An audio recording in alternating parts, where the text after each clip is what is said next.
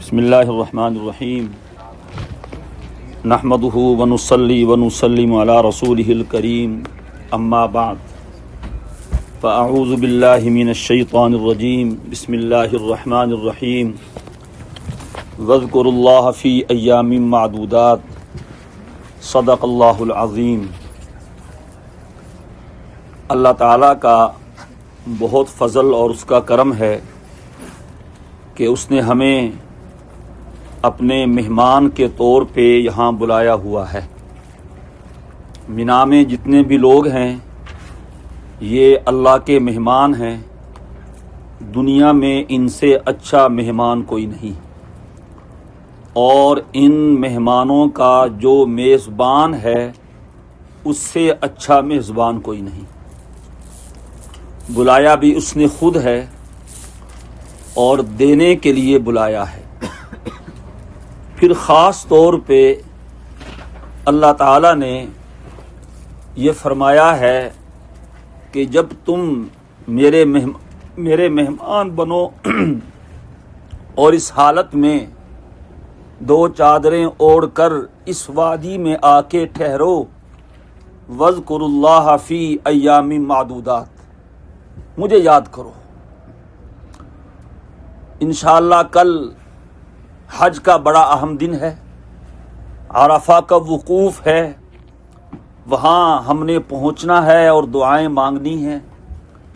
براہ راست اللہ تعالیٰ نے وہ سارا منظر دیکھنا بھی ہے، سننا بھی ہے، اور نوازشوں کی بارش بھی برسانی ہے۔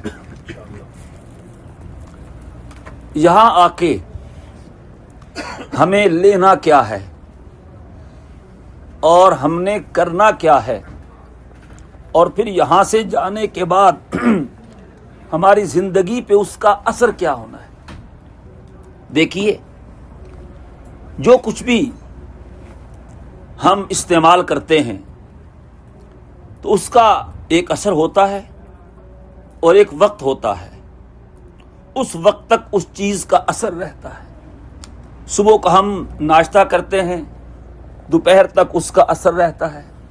چائے پی کا ایک کپ پی لیتے ہیں، 2 2.5 3 گھنٹے تک اس کا اثر رہتا ہے، جسم ایکٹیو رہتا ہے۔ ٹھنڈے گلاس کا پانی پی لیں تو ہماری پیاس بجھی رہتی ہے۔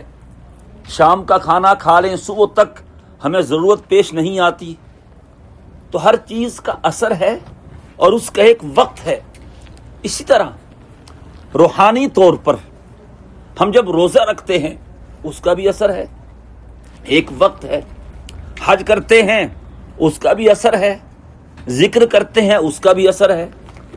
رمضان المبارک کے روزوں کے بارے میں حدیث پاک میں ہے کہ جو آدمی رمضان کے روزے رکھے پھر اگلے رمضان سے پہلے اس کا انتقال ہو جائے تو اللہ تعالیٰ اس کو جنت میں بھیج دیتا ہے۔ تو معلوم ہوا رمضان کا اثر اگلے رمضان تک رہتا ہے، اور اس کی وضاحت موجود ہے کہ کتابوں میں علماء نے بڑے اچھے انداز سے لکھی ہے۔ حج کا اثر ہمیں سمجھنا ہے اور ہمیں اسے اپنے سیل فون میں نہیں، اپنے دل میں محفوظ کرنا ہے۔ ایسا اثر ہے، شیطان جانتا ہے جو کچھ ہمیں ملنے والا ہے، واللہ ہم نہیں جانتے۔ عرفہ کے میدان میں نبی کریم علیہ الصلوۃ والسلام مسکرا اٹھے ہیں۔ صحابہ نے وجہ پوچھی تو فرمایا میں دیکھ رہا ہوں شیطان اپنے سر پہ خاک ڈالتا ہوا بھاگتا چلا جا رہا ہے، اسے برداشت نہیں ہو رہا کہ اس نے اور اس کی ٹیم نے جو اتنی محنت کر کے لوگوں سے گناہ کروائے، آج ایک آنسو سے اس نے سارے بخش دیے۔ اسے پتا ہے اور وہ سمجھتا ہے، وہ آ جاتا ہے۔ اسی واسطے قرآن کریم نے کہا فمن فرض فیہن الحج فلا رفث ولا فسوق ولا جدال فی الحج۔ سوچنے کی بات یہ ہے، جو حج کا احرام باندھ لے، اپنے اوپر حج کا فریضہ عائد کر لے، فلا رفث، رفث نہ کرے، گناہ نہ کرے، جھگڑا نہ کرے۔ رفث عربی میں شہوت کی بات کو، شہوت کے خیالات کو، شہوت کے کام کو کہتے ہیں۔ کوئی ایسی بات، کوئی ایسی نظر، کوئی ایسا خیال جو شہوت کی طرف لے جاتا ہو اس سے اپنے آپ کو بچائے. ولا فسوقا، گناہ نہ کرے. ولا جدال فی الحج، جھگڑا نہ کرے. خاص طور پہ اس کی ایک تو وجہ یہ ہے کہ اللہ کا شکر ہے ہمارا تو ماحول بہت اچھا ہے. آپ دوسرے ٹینٹس میں جائیں، جو سرکاری حجاج ہیں ادھر لائن لگی ہوتی ہے دھوپ میں اور جھگڑے ہو رہے ہوتے ہیں، یہاں پر بھی ہو جاتے ہیں. تو ایک تو مختلف مزاج، مختلف ملکوں کے لوگ، مختلف طبائع کے لوگ اکٹھے ہوتے ہیں، تو ہر کسی کے مزاج کے مطابق رہنا نہیں ہوتا. طبیعت کے خلاف بات پیش آتی ہے تو جھگڑا ہو جاتا ہے.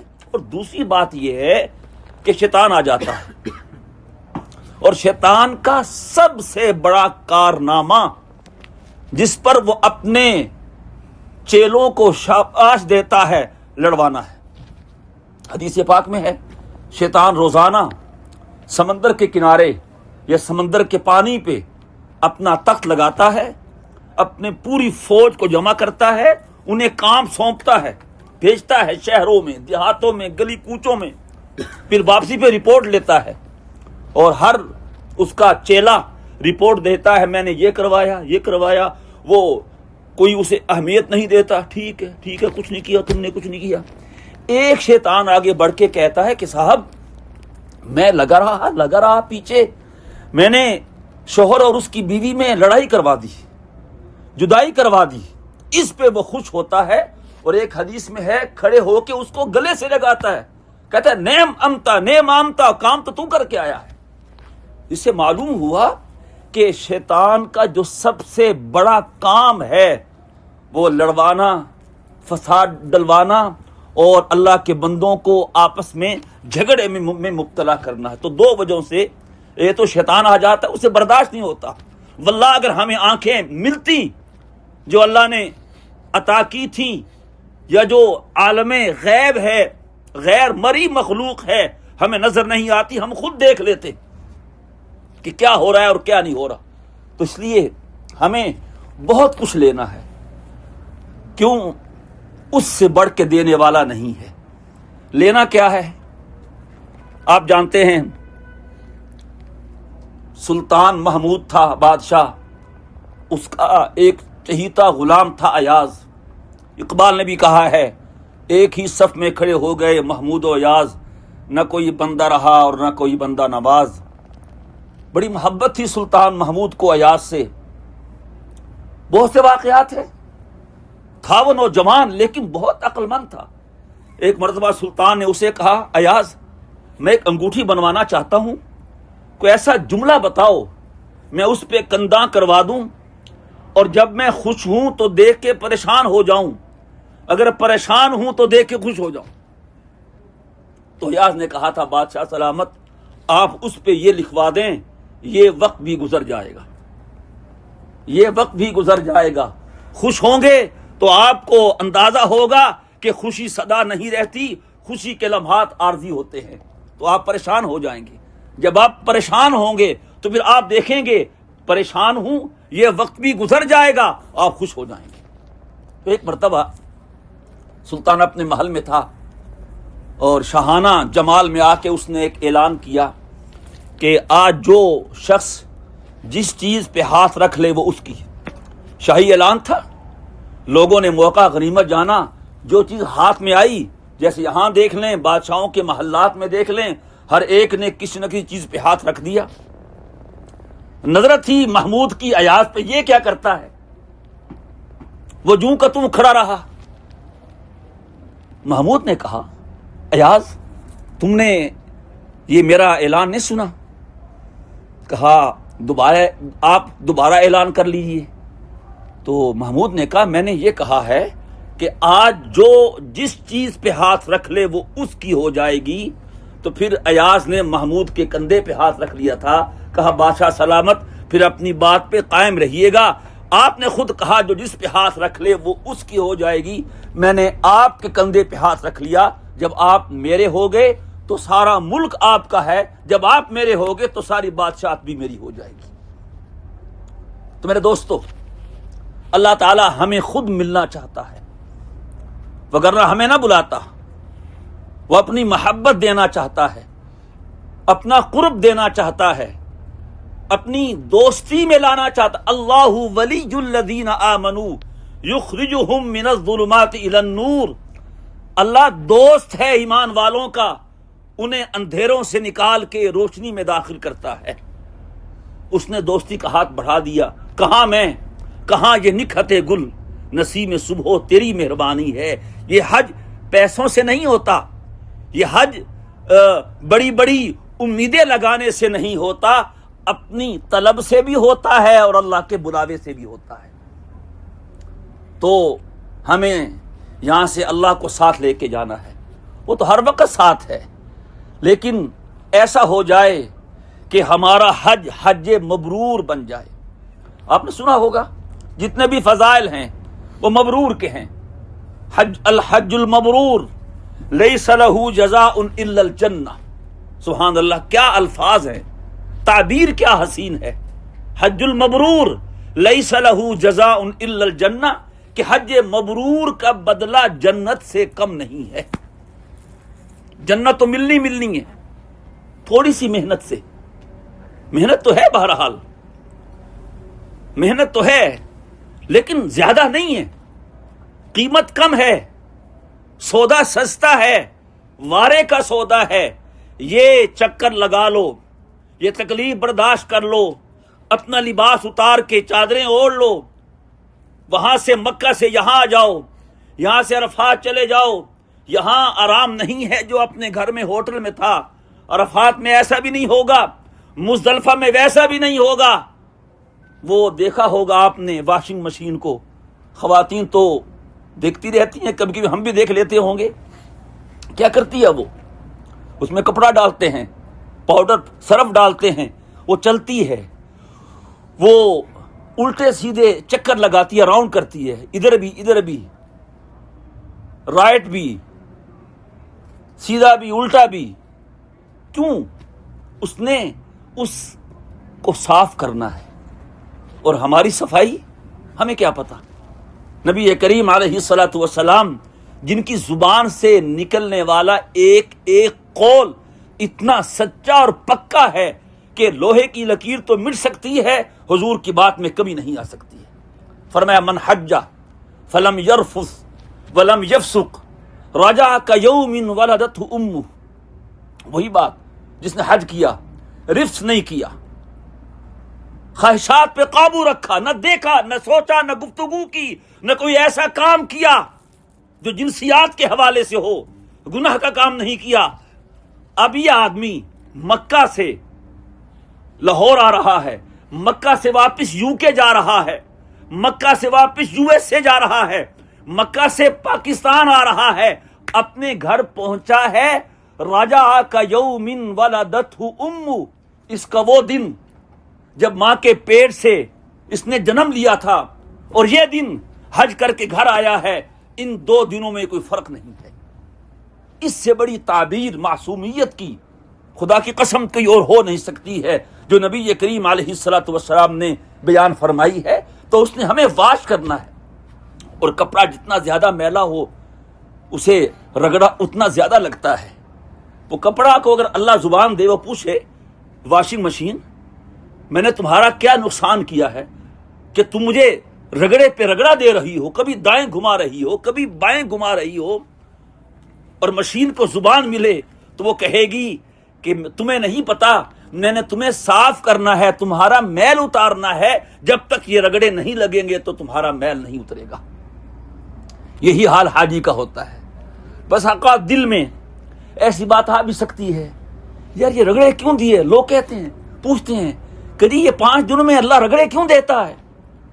ये 5 दिन 8 9 10 11 12 ऐसा भी मुमकिन था। हमने तवाफ़े ज़ियारा करना है, वो 6-7 को करके आ जाते। ऐसा भी मुमकिन था हमने 12 को जाना है, जाके वो कर लेते। नहीं, इन्हीं दिनों में कंकरी भी मारनी है, इन्हीं दिनों में मुज़दलिफा में रात भी ठहरना है, इन्हीं दिनों में मिना भी ठहरना है, इन्हीं दिनों में अरफा का वकूफ भी करना है, और इन्हीं दिनों में जाके तवाफ़ ज़ियारत और सई करके वापस जहां भी आना है। उसकी मर्जी है। क्यों? وہ ہمیں صاف کرنا چاہتا ہے، اور جب ہم صاف چلتے رہیں جیسے وہ چلاتا ہے۔ ایک اور بات ذہن میں رکھ لیجئے گا، ہم نے اپنے بڑوں کو دیکھا ہے اور اس میں بہت فائدہ ہے کہ حج کے سفر میں، حج کے معاملات میں اپنے آپ کو اللہ کے سپرد کر دیجیے۔ اور ویسے بھی ہم مہمان ہیں، مہمان میزبان کے سپرد کر دیتا ہے، جس روم میں ٹھہرائے، جو بنائے، جو منگوائے، جو کھلائے وہ کھا لیتا ہے۔ اچھے مہمان بولتے نہیں ہیں، کچھ کہتے نہیں ہیں، ہم اس کے مہمان ہیں، اور ہم اپنے آپ کو اگر اللہ کے حوالے کر دیں اور انجوائے کریں، یقین کریں، نیند پوری نہ ہو انجوائے کریں، کوئی تکلیف ہو انجوائے کریں، ہمیں اپنا خیال بھی رکھیں، صحت کو لازمی بچا کے رکھیں، انرجی کو سیو رکھیں، آرام پورا کریں۔ آرام پورا نہیں ہوگا تو دعا کیسے مانگ؟ حدیث پاک میں آتا ہے ایک آدمی ذکر کر رہا ہے، دعا مانگ، اگر اسے نیند آ رہی ہے وہ سو جائے۔ اس لیے جب وہ نیند کی حالت میں دعا کرے گا، کہنا کچھ چاہے گا، زبان سے کچھ نکل جائے گا۔ ہم اس نیت سے سو جائیں کہ ہم نے کل دعائیں کرنی ہیں، عرفات میں پہلے پہنچ جائیں، ہم زوال تک آرام کریں، اس نیت سے ہمارا وقوف اچھا ہو تو یقین کیجئے ہمارا یہ سونا بھی اللہ کی نظر میں نیکی کے طور پہ لکھا جائے گا۔ تو ہم اپنے آپ کو اللہ کے سپرد کریں اور معاملے میں مت جھگڑیں، انجوائے کریں اور اس کا خیال دل میں لائیں۔ ہم یہاں سے جو چیز لے کے جائیں، بہت کچھ لے کے جاتے ہیں، لے جانا بھی چاہیے، دوستوں کے لیے، رشتہ داروں کے لیے ہدیہ لے جانا سنت ہے، منع نہیں ہے، لیکن اپنے لیے کیا لے کے جائیں؟ ہم اپنے لیے اللہ کی محبت لے کے جائیں۔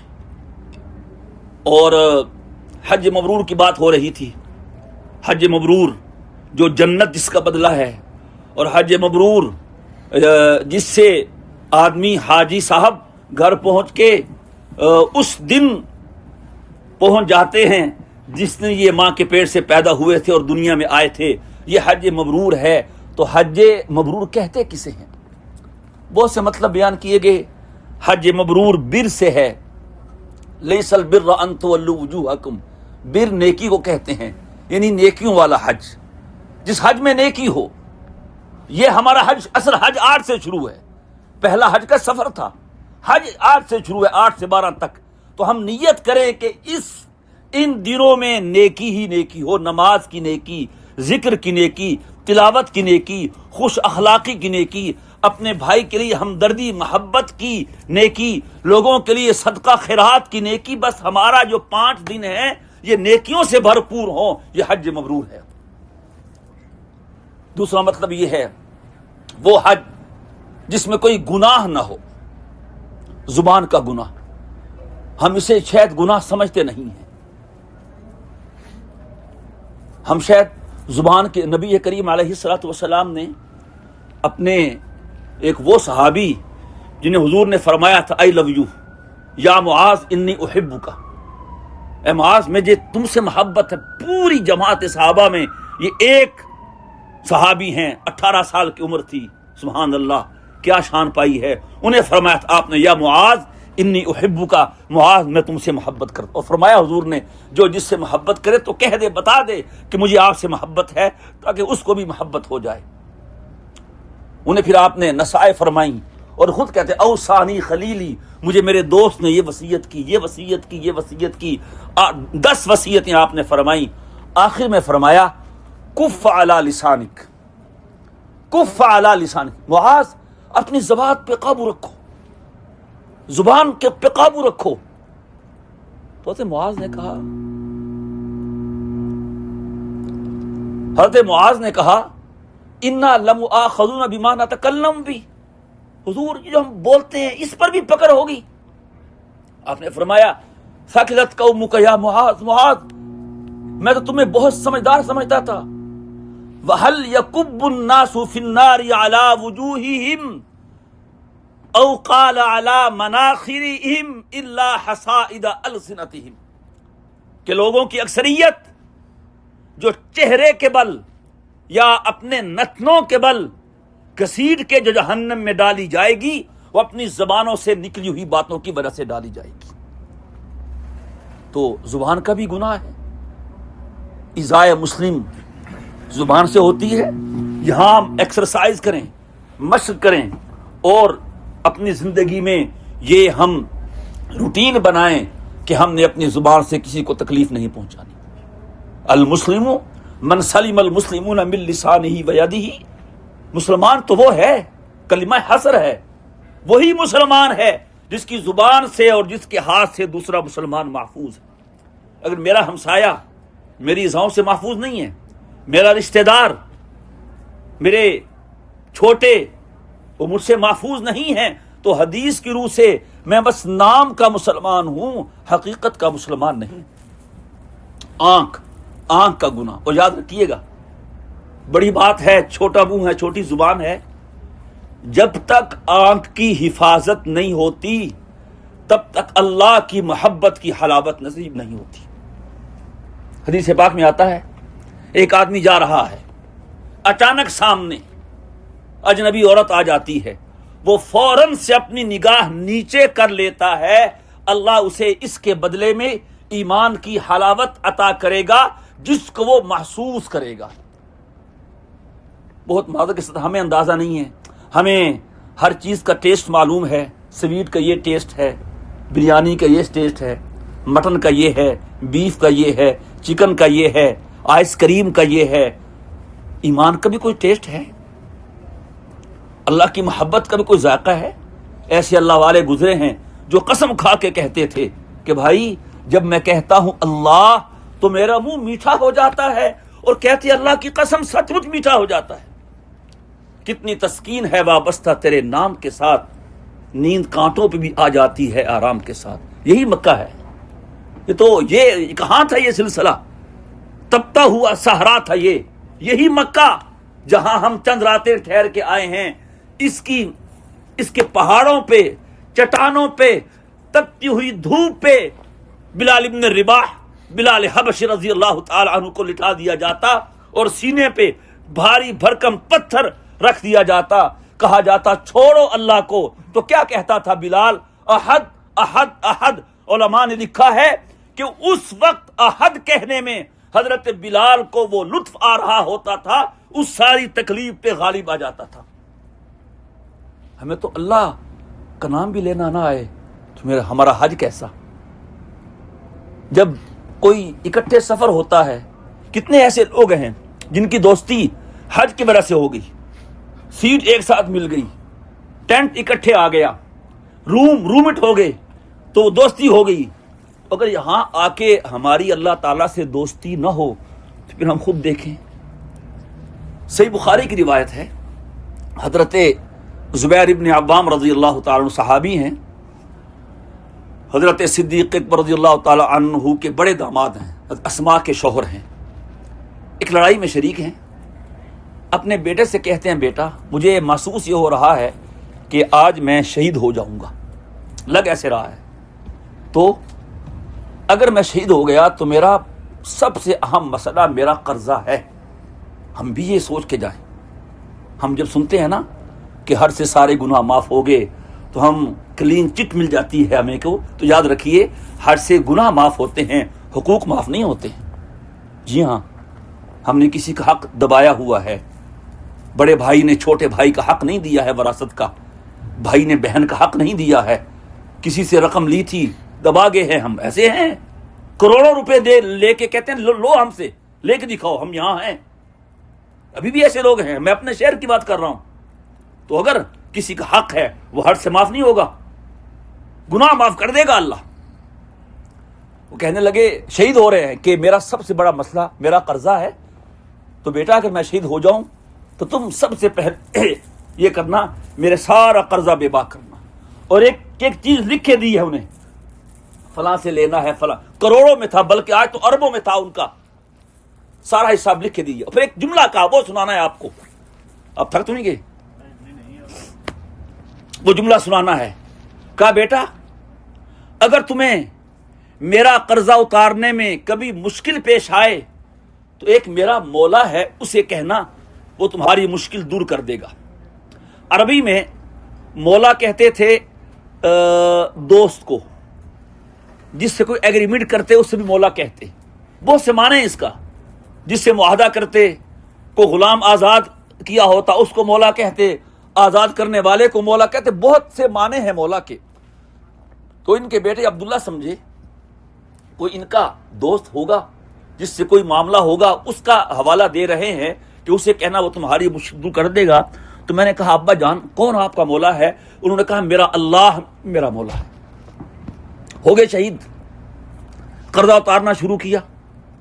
حضرت عبداللہ کہتے ہیں کہ جب بھی میں اپنے والد حضرت زبیر ابن عوام کا قرضہ اتارنے میں کسی مشکل میں پھنستا تو میں کہتا اے زبیر کے مولا میری مشکل حل کر دے. تو زبیر کا مولا یعنی اللہ وہ مشکل حل کر دیتا تھا. فضائے بدر پیدا کر فرشتے تیری نصرت کو اتر سکتے ہیں گردوں سے قطار اندر قطار اب بھی. تو اس لیے آج بھی اللہ خدا کی قسم ہمیں اپنی محبت دینے کو تیار ہے جو اس نے امام رازی کو دی، امام غزالی کو دی. کتنے کتنے اہل اللہ ہیں جن کو اللہ نے محبت دی ہے. علماء نے لکھا ہے نبوت کا دروازہ بند ہے، ولایت کا اور اللہ کے قرب کا کوئی دروازہ بند نہیں. تو اگر آج ہم یہاں سے اور کل کے اپنے وقوف سے اللہ کو پا لیں اسی ایاز کی طرح کہ ہم اللہ کے کندھے پہ ہاتھ رکھ دیں اور اس کو ساتھ لے جائیں، تو خدا کی قسم ایسی کامیابی ہے جس کا ہم تصور بھی نہیں کر سکتے. حج مبرور کا معنی عرض کر رہا تھا. اس کا ایک معنی کہ جس حج میں گناہ نہ ہو، آنکھ کا گناہ، زبان کا گناہ، دوسرا گناہ، اس سے بچائیں اپنے آپ کو. ایکسرسائز ہے. فوجی مشقیں ہوتی ہیں، یونٹ جاتے ہیں 3 ماہ کے لیے 6 ماہ کے لیے. وہ ایکسرسائز مقصد نہیں ہوتا، وہ اس لیے کل دشمن کو سامنے جانا پڑے. جنگی مشقیں ہوتی ہیں، یہ ہماری مشق ہے، ایکسرسائز ہے. اس کے بعد کل دشمن کے سے تمہیں لڑنا ہو تو تم تیار ہو. ہم مشق کر رہے ہیں، ہم نے یہ 5 دن اس طرح سے گزارنے ہیں کہ زندگی ہمارے ان کے مطابق ہو جائے. اگر خدا نہ خواستہ ہماری جو ٹریننگ ہے وہی صحیح نہ ہو، ہماری مشق ہی صحیح نہ ہو، ہم مشق کرتے ہوئے سوئے رہیں تو کون ہمارا بڑا ہمیں پاس کرے گا. تو ان دنوں کو ہم بہت قیمتی گزاریں. یہ زندگی کا حاصل ہے. یہ 5 دن اس نے بلایا ہے، میں نہیں آیا. میں کون ہوتا ہوں؟ یہ اس کی بہت مہربانی ہے. مولانا روم نے لکھا ہے، مولانا روم نے، بہت بڑا آدمی ہے. ایک چونٹی کے دل میں خواہش پیدا ہوئی، چونٹی، کہ مجھے اللہ کے گھر کا دیدار بھی کرنا ہے اور تباہ بھی کرنا ہے. اب کہاں چونٹی؟ وہ کیسے آئے؟ اس کا پاسپورٹ کیسے بنے؟ وہ کون سی ایئر لائن سے ٹکٹ لے؟ ویزا کیسے لگوائے؟ لیکن تڑپ تھی سچی. اس کے پاس آ کے حرم کا وہ کبوتر بیٹھا، اللہ نے اس کے دل میں ڈال دی، اے چونٹی اگر تو نے میرا حرم دیکھنا ہے، طواف کرنا ہے، اس کے پاؤں کے ساتھ تو لگ جا اور چمٹ جا. چونٹی نے اس کبوتر کے پاؤں کو مضبوطی سے تھام لیا، چمٹ گئی، کبوتر اڑا اور حرم میں آیا. وہ حرم کا تھا کبوتر. اس نے حرم کے بیت اللہ کے ارد گرد چکر کاٹے. اس چونٹی نے حرم کا دیدار بھی کر لیا اور حرم کا چکر بھی کاٹ لیا ہے. علماء نے یہ بھی لکھا ہے اپنے اپنے شوق ہوتے ہیں. کچھ لوگوں کا شوق یہ ہوتا ہے ہم مجمع میں طواف کریں، وہ اس سے انجوائے کرتے ہیں کیونکہ مجمع میں ایسے لوگ ہوتے ہیں. اور اللہ تعالیٰ کا معاملہ بڑا عجیب ہے. خدا کی قسم ہم اسے اپنی عقل سے نہ سوچیں، ہم اسے اپنے قیاس سے نہ سوچیں. وہ ورا ہے، لیس کمثلہ شیء. اللہ کہتے ہی اسے ہے جو عقل میں نہیں آ سکتا ہے، نہیں آ سکتا عقل میں. کسی نے کہا تھا تو دل میں تو آتا ہے سمجھ میں نہیں آتا. تو دل میں تو آتا ہے سمجھ میں نہیں آتا، بس جان گیا میں تیری پہچان یہی ہے. تو وہ جب رحم کی ہوائیں چلاتا ہے تو ایک کی وجہ سے سب کا بیڑا پار کر دیتا ہے. اسی وجہ سے کہتے ہیں جماعت سے نماز پڑھو، جماعت سے نماز پڑھو. ورکعوا مع الراکعین قوموا للہ قانتین. کیوں؟ اگر جماعت میں ایک کی نماز بھی قبول ہوگی وہ سب کی قبول کر لے گا. تو بعضوں کا یہ شوق ہوتا ہے کہ ہم رش میں طواف کریں, اور بعض یہ بھی کہتے ہیں اس انتظام اب تو خیر ممکن نہیں ہے, پہلے زمانے کی بات ہے. ایک صاحب تھے, ان کا شوق تھا, اللہ والے تھے, کہ میں اس وقت طواف کرنا چاہتا ہوں جب کوئی نہ کر رہا ہو, کوئی نہ ہو, دن میں آئے, شام کو آئے, دوپہر کو آئے, رات کو آئے, مجمع. ایک مرتبہ اندھیری رات تھی اور خوب یالا باری ہوئی اور بارش برسی. انہوں نے کہا لو جی اب کوئی نہیں ہوگا. نکلے آدھی رات کو, بارش کی وجہ سے سیلاب آ گیا اور پانی بہ رہا تھا, کہا آج کو نہیں ہوگا. جب حرم پہنچے دیکھا ایک بہت بڑا اژدہا اللہ کے گھر کا طواف کر رہا ہے. تو اس کے بہانے ہیں بخشنے کے. تو ہم ان 5 دنوں میں خوب ایکسرسائز کریں اور اپنے آپ کو بھی دیکھیں. کہتے تو ہیں اپنا بہت سا خیال رکھیے گا, تو رکھیں نا, پھر کیوں نہیں رکھتے؟ سوچیں اپنے ہر قدم پہ, قدم اٹھانے سے پہلے سوچیں, قدم رکھنے سے پہلے سوچیں, بات کرنے سے پہلے سوچیں. جو کسی کے ہاں بطور گیسٹ گیا ہو, بطور مہمان گیا ہو, وہ وہاں پہ کتنا محتاط رہتا ہے. مہمان اپنے گھر میں وہ کام کر لیتا ہے, لیکن بطور مہمان کسی کے گھر میں وہ کام نہیں کرتا. اسے پتا ہے, بچوں کو بھی سمجھا کے لے جاتے ہیں, بیٹا خیر کرنا, ادھر جا رہے ہیں, بدتمیزی نہ کرنا, ایسے نہ کرنا, کیا کچھ سمجھاتے ہیں بچوں کو. تو ہم مہمان ہیں, تو ہمیں مہمان ہونے کے ناطے بھی ہمیں احتیاط کرنی ہے, اور مہمان بھی اللہ کے ہیں. اور ویسے تو مہمان جس کپڑے میں آئے, جو سوٹ پہن کے, اس کی مرضی ہے, لیکن یہاں کا خاص نرالا اصول ہے کہ تم میرے مہمان بن کے آ رہے ہو, لباس بھی میرے کہنے سے پہن کے آؤ گے, یہ یونیفارم پہن کے آؤ گے تو میں تمہاری مہمان نوازی کروں گا. تو ان 5 دنوں کو قیمتی بنائیں, اور پھر اس کا اثر دل پہ ہو. میں کہہ رہا تھا چائے کا اثر ہوتا ہے, کھانے کا اثر ہوتا ہے. حج کا جو اثر ہے, حج کا اثر نہ صرف اس زندگی میں, موت کے بعد قیامت کے دن اور جنت میں جا کر بھی ہوگا. حدیث پاک میں آتا ہے جنتی حاجی کو اللہ تعالی قیامت کے دن یہ آفر دیں گے کہ تم نے حج کیا تھا, ہم نے تمہارا حج قبول کر لیا, اب تم اپنے خاندان کے 400 لوگوں کو جنت بھجوا سکتے ہو. حافظ کی بڑی شان ہے, لیکن 10 لوگوں کو وہ جنت میں بھجوائے گا حافظ, اور حاجی 400 کو. تو سوال یہ ہے, میری اپنی بخشش ہو گئی ہے؟ ایک اللہ والے تھے, حاجی تھے, اور حج کر کے آخری عمل طواف وداع ہوتا ہے, پھر رخصت ہو جاتا ہے آدمی. طواف وداع کر لیا, ان کے ساتھی حرم سے باہر آ گئے, تو وہ باہر نہیں آ رہے تھے. تو وہ کہتے ہیں کہ آؤ نا جی, اب ہو گیا. تو کہتے مجھے اجازت نہیں بھی ملی آنے کی. شاید یہ باتیں ہمارے لیے عجیب سی ہوں, لیکن ہیں بہرحال. اس کی بھی ایک دنیا ہے. خرد سے زیست کے پہلو سنوارنے والوں, جنوں کے پاس بھی ہے ایک شعبہ حیات. تو کہتے مجھے بھی اجازت نہیں ملی. کہ وہ کیا نہیں ملی؟ طواف وداع تو ہو گیا, تمام ارکان واجبات پورے ہو گئے. تو کہنے لگے کہ میں نے اللہ میاں سے کہا ہے کہ اے اللہ, میں تب آپ کے گھر سے باہر نکل کے اپنے گھر جاؤں گا جب میرے ہاتھ میں بخشش کا پروانہ آ جائے گا. وہ کہنے لگے بزرگوں کیسی باتیں کرتے ہو, یہ پروانے یہاں ملنے ہیں کیا؟ یہ تو دار العمل ہے, جزا نتیجہ یہاں نہیں سنایا جائے گا. آخر میں کہ نہیں, میں نے کہا ہے ان کو لے کے جانا ہے, آئے گا تو جاؤں گا, نہیں تو نہیں جاؤں گا. قصور کے ایک اللہ والے ہیں بھلے شاہ, میں ان کو کلام ایسے شوق سے پڑھتا رہتا ہوں. ایک ان کا شعر ہے پنجابی میں, شاید سمجھ لیں گے آپ حضرات. وہ کہتے ہیں سکے پتر گلاب نہیں ہوندے, کورے کاغذ کتاب نہیں ہوندے, جے کر لائی یاری بھولیا پھر یارا نال حساب نہیں ہوندے. تو وہ کہتے ہیں میں لے کے جاؤں گا. اور پھر لکھا ہے کتابوں میں کہ مزاب رحمت سے کاغذ کا پرزہ اڑتا ہوا آیا, اور اس میں لکھا تھا کہ اے بندے چلے جاؤ, ہم نے تمہاری بخشش کر دی ہے.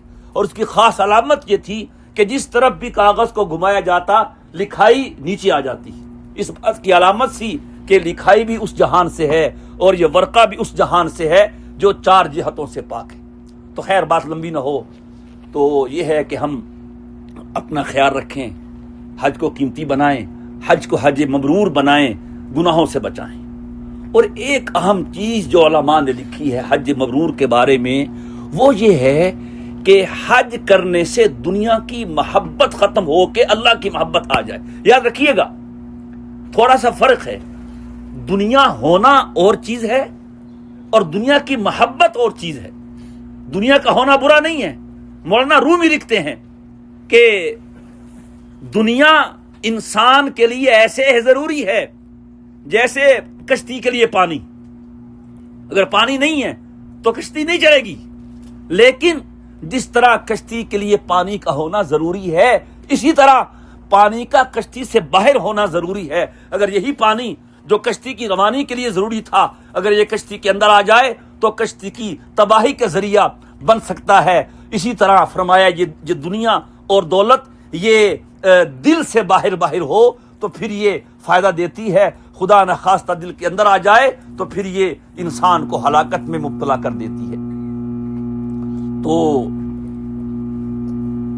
ہمیں جب اللہ کی محبت آئے گی تو دنیا ہو بے شک، بعض لوگ ایسے ہوتے ہیں ان کے پاس دنیا بہت ہوتی ہے، کروڑوں اربوں میں ہوتے ہیں لیکن دنیا کی محبت نہیں ہوتی۔ ہاتھ پکڑ لیتا ہوں۔ اور بعض کے پاس دنیا نہیں ہوتی لیکن دنیا کی محبت ہوتی ہے، تو دنیا دار وہ کہلائے گا جو دنیا کے محبت میں مبتلا ہے، نہ وہ کہ جس کے پاس دنیا کی فراوانی ہے۔ تو حج مبرور بنانے کے لیے ہمیں یہ بھی کرنا ہے کہ ہم دل میں اللہ کی محبت لے کے جائیں، شروع تو کریں، پہل تو کریں، قدم تو بڑھائیں۔ اور اس کی طرف سے یہ اعلان ہے، میرے بندے تو ایک بارش چل کے آ، میں ایک دونوں ہاتھوں کے برابر کی لمبائی کے برابر چل کے آؤں گا، تو چل کے آ، میں دوڑ کے آؤں گا۔ اگر تو نے گناہ اتنے کیے ہیں کہ پوری زمین بھر دی ہے پھر بھی تو آ، تو اتنے گناہ لے کے آ، میں اس سے بڑھ کے اپنی رحمت لے کے آؤں گا۔ تیرے آنے میں دیر ہو سکتی ہے، میرے راضی ہونے میں اور میرے معاف کرنے میں کوئی دیر نہیں ہو سکتی۔ تو اس لیے ہم اپنے حج کو قیمتی سے قیمتی بنائیں۔ ان 5 دنوں میں تو خاص طور پہ ہم یوں سمجھیں کہ ہم ایک ایکسرسائز میں ہیں، مشق میں ہیں، ایک ٹریننگ میں ہیں، کوئی غلطی نہ ہو جائے۔ اور پھر اللہ تعالیٰ نے بلایا بھی ہے، دیکھ بھی رہا ہے۔ میں سوچتا ہوں میری عقل جواب دے جاتی ہے، ہمارا 100 لوگوں کا سٹاف ہے، 600 لوگوں کا سٹاف ہے، ہمارے لیے مشکل ہو جاتا ہے ان کے کام کو چیک کرنا اور کام کے مطابق انہیں معاوضہ دینا۔ کل عرفات کے میدان میں لاکھوں لوگ ہوں گے، وہ ایک ایک کے عمل کو دیکھ کر اس کے مطابق اجر لکھ دے گا۔ طواف کرنے والے ہر ایک کا ثواب برابر نہیں ہوگا، عرفات میں آنے والے ہر حاجی کا اجر برابر نہیں ہوگا، وہ ایک لاٹھی سے سب کو نہیں ہانکتا۔ وما ربک بظلام للعبید، وہ دیتا ہے سب کو، اس کی محنت سے زیادہ دیتا ہے، لیکن کسی کے ساتھ وہ کمی نہیں کرتا ہے۔ اتنا بڑا اللہ ہے، اگر میری تھوڑی سی محنت سے وہ مجھے مل جائے، وہ کہیں نہیں آتا زمین و آسمان کی وسعتیں اللہ کی قسم اس کے آگے ہیچ ہیں، لیکن اگر وہ آئے تو قلب مومن میں آ جاتا ہے۔ اس واسطے ہمیں اس طرح سے یہ 5 دن گزارنے ہیں، اور یہ ٹریننگ اور مشق ہے، اسی پہ اکتفا نہیں کرنا پھر ہم جا کے وہی ہو جائیں جو پہلے تھے۔ بعض حاجی صاحبان حاجی بن کے وہ یہ بھی نہ ہو کہ پھر ہم بعض لوگ جب جاتے ہیں تو بیگ کے خود ہی اپنا نام لکھ دیتے ہیں، حاجی عبد الکریم صاحب، حاجی ضیاء الرحمان صاحب۔ تو ہم نے تو کچھ نہیں لکھنا، نہ سمجھنا ہے نہ کہنا ہے۔ حج کی ایک بہترین دعا حضور نے سکھائی، اللہم حجتا لا ریاء فیہا ولا سمعہ، اے اللہ ایسی حج چاہتا ہوں جس میں نہ دکھلاوا ہو نہ شہرت ہو، کچھ بھی نہ ہو، بس آپ کی رضا ہو۔ اخلاص یہ ہے کہ ہماری نظر اللہ پہ ہو، لوگوں پہ نہ ہو، کوئی کچھ کہے، کوئی حاجی کہے نہ کہے، اس طرف خیال ہی نہ ہو، یہ ہے اخلاص۔